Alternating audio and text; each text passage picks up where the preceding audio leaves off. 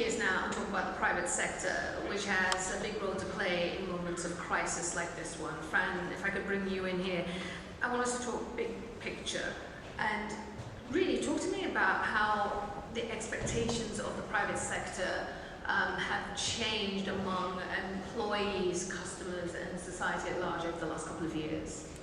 Thank you, Aisha. I think this is so important. So the first thing that I would say is the issues that we're dealing with are so complex that they require the private sector to really support and to partner with NGOs and governments. I think one of the learnings that we had throughout COVID was that companies found their way to really focus on their employees, their well-being, their health, their mental health.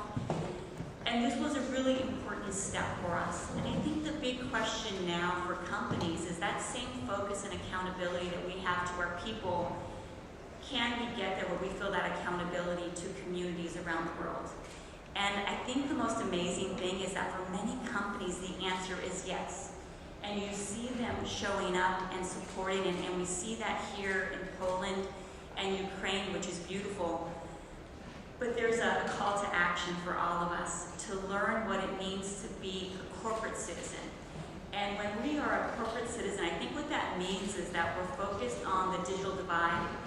We're focused on issues like education and how we can play a role, and especially now having 4 million displaced people that really need our help.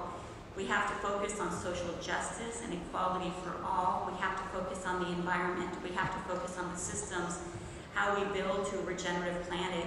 And I think that's really the opportunity. And for those in the private sector that have stepped up, and there's so many, I think we want to say a huge thank you to you. And we need to acknowledge that there's so much work to be done, and that together from a corporation perspective, we stand for Ukraine.